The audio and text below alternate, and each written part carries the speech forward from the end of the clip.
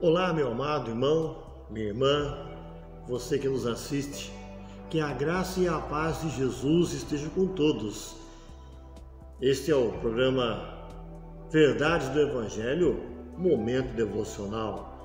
É um trabalho da Igreja Presbiteriana de Porto Belo. No final desse vídeo, se você gostar, curta, compartilhe com um amigo, dê o seu like. Acompanhe comigo.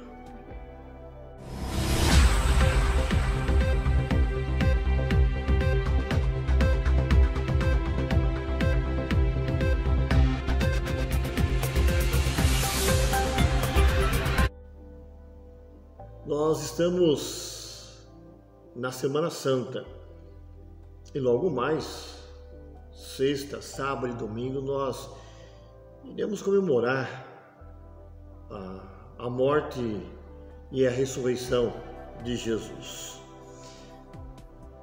Às vezes nós ficamos pensando sobre como seria a nossa atitude se soubéssemos que iríamos morrer daqui uns 5 ou 6 dias.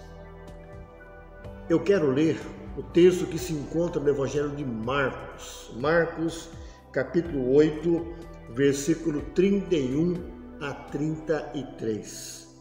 Acompanhe comigo. Marcos 8, 31 a 33.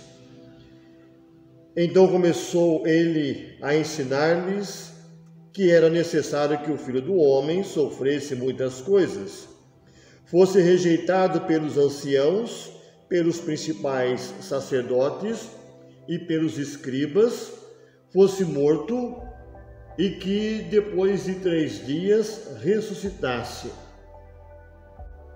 E isto ele expunha claramente, mas Pedro, chamando-o à parte, começou a reprová-lo.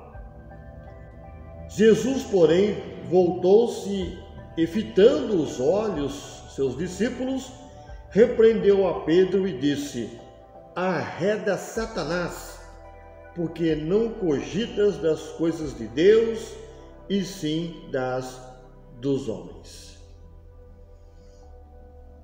Meu querido, Jesus sabia exatamente o dia e a hora em que ele iria morrer.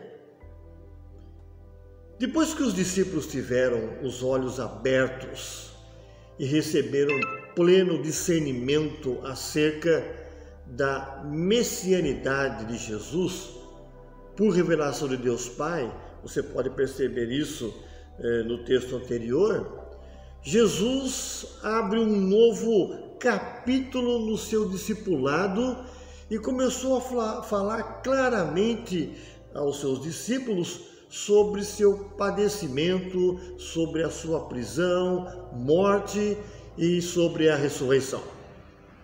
Jesus revela que o seu propósito em vir ao mundo era para dar vida em resgate do povo. Jesus começa dizendo assim, verso 31, que era necessário que o Filho do Homem sofresse muitas coisas. Que era necessário. Este é necessário, temos colocado aí, é uma questão de destino. É a história de sofrimento. O Filho do Homem agora estava caminhando para a cruz. Jesus estava dizendo, eu vou morrer. A profundidade do sofrimento de Jesus, ela se completa quando o texto nos diz que ele seria entregue e seria rejeitado pelos anciãos, pelos principais sacerdotes e pelos escribas. Entra em cena, então, o último grupo de adversários, a nata do judaísmo oficial, que até então só estava agindo por intermediários. O judaísmo, é composto dos cabeças, anciãos, que fazia parte da aristocracia leiga, dos 6 a 10 sacerdotes mais importantes que formavam a comissão do governo, e pelos escribas, que eram os especialistas jurídico-teológicos. Esses 3 grupos são integrantes fixos do Sinédrio.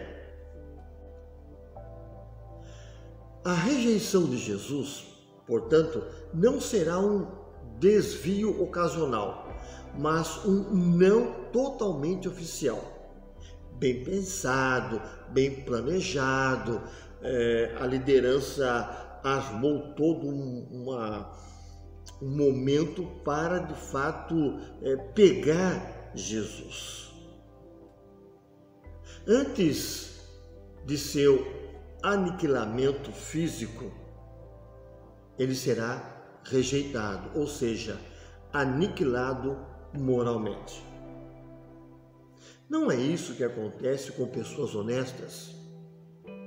Primeiro se tenta aniquilar, arrebentar com a moral da pessoa, utilizando-se de argumentação retórica, conduzindo as pessoas a acreditarem que ele não vale nada, que ele não é uma pessoa bem grata, que ele tem feito coisas erradas. E que, mediante tal retórica, poderiam até matá-lo, pois o agressor não receberia pena alguma. Todo o foco é colocar em cima da pessoa. Então a liderança religiosa realizou um trabalho muito bem feito em que eles desmoralizaram a pessoa de Jesus.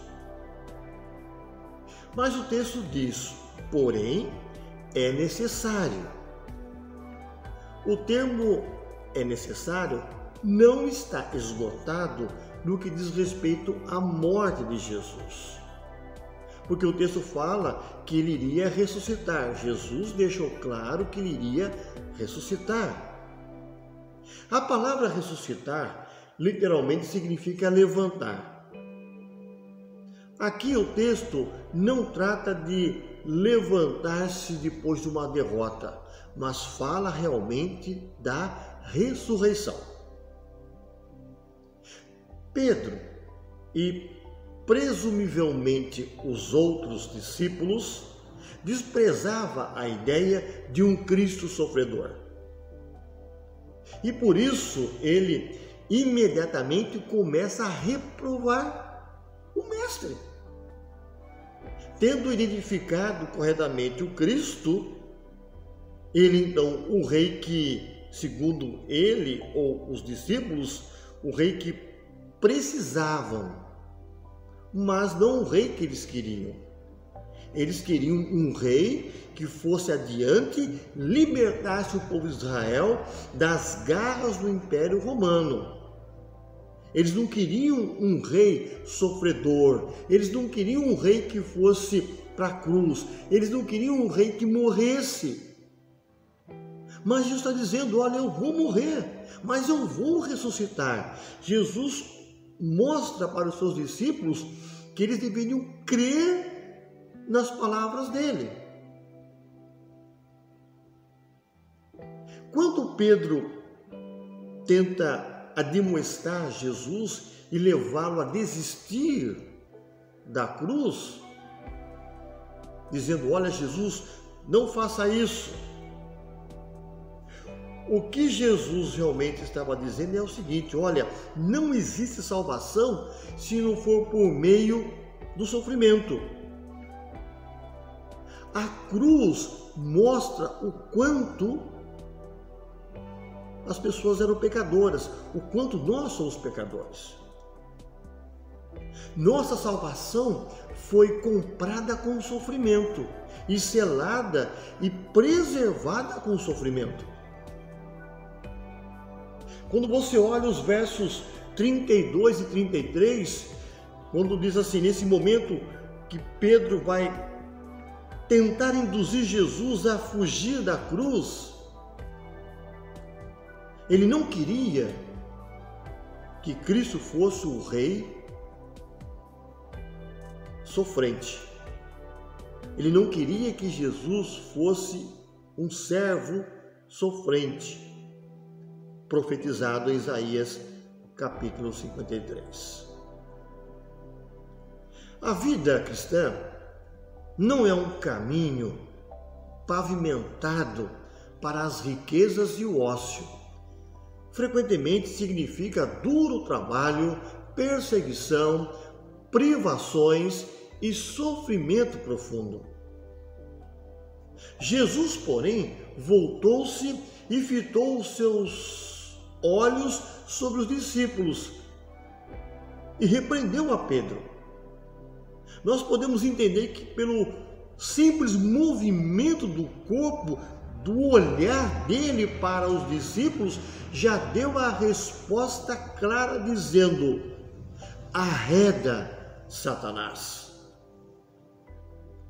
Jesus identificara Satanás como seu verdadeiro adversário. Agora ele estava ali, no conselho de um amigo, até como teólogo. Entretanto, com determinação, Jesus abre seu caminho para Jerusalém. A frase final, explicativa, confirma que Pedro pensava ter falado em nome de Deus. Porque diz o texto assim, olha, por que não cogitas das coisas de Deus e sim das coisas dos homens? No contexto da referência a Satanás, não devemos concluir que o pensamento humano seja sempre satânico. Todavia, o pensamento humano, por mais humano e espiritual que seja, também não é automaticamente divino, mas pode ser instrumento do adversário, especialmente os pensamentos sobre Deus em relação ao caminho da salvação, que é o que trata aqui no texto. O homem só pode entender a salvação se realmente houver a revelação de Deus abrindo aquele coração para aceitar a Jesus. Jesus não veio para conseguir a aprovação dos outros. Diz assim a palavra de Deus, Isaías 53, verso 3. Era desprezado e o mais rejeitado entre os homens, homem de dores que sabe o que é padecer, e como um de quem os homens escondem o rosto, era desprezado e dele não fizemos caso. Por que Jesus não queria a aprovação dos homens? Porque, na verdade, o que Jesus queria era a aprovação de Deus. Nós também necessitamos da aprovação de Deus. E a aprovação de Deus não vem da opinião popular, mas pela intervenção divina. Fomos salvos por meio da rejeição, Isaías 53, verso 3. E pela graça de Deus seremos conduzidos, libertos por meio da rejeição. Você pode ver isso em Mateus capítulo 10, versículo 22. Meu querido, Jesus chamou você para morrer e para ressuscitar. É um chamado para ganhar a vida eterna. Temos sim que nos preocupar com as questões aqui da terra, com a vida cotidiana, com os problemas. Sim, isso faz parte da nossa vida aqui. mas não deve permanecer somente aqui. Devemos olhar para o futuro, pois a ressurreição nos conduz para um lugar melhor, o céu. Jesus ressuscitou e foi para o céu. Não permaneceu aqui na terra. E sabe qual a garantia? Para quem crê em Jesus, aquele que veio, morreu e ressuscitou, é a certeza para o céu. Não vamos ficar aqui. O termo ressurreição significa levantar dos mortos. Nós iremos para o céu, um lugar melhor junto com a pessoa de Deus. Quero orar com você. Muito obrigado, ó Deus, pela pessoa de Jesus, que veio, sofreu, padeceu, mas ressuscitou. A certeza que o texto nos diz, a certeza que nós temos com base na tua palavra, é que realmente Jesus levantou dos mortos. Ele não está pregado numa cruz. A cruz está vazia.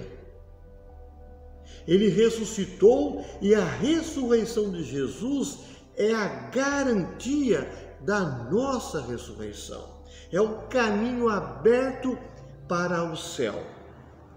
E nós devemos levar uma vida de gratidão, porque Jesus nos dá todas as garantias de que um dia nós estaremos com Ele. Mas até lá, que a nossa vida seja uma vida de andar com Deus, se afastar das ações do maligno, rejeitar as propostas de Satanás e continuar somente no caminho da fé. Nós oramos e o fazemos em nome de Jesus. Amém. O Senhor te abençoe e te guarde. O Senhor faça resplandecer o rosto sobre ti e tenha misericórdia de ti. O Senhor sobre ti levante o rosto e te dê a paz. Que Deus te abençoe e te proteja. Que você tenha uma boa semana. Um forte abraço.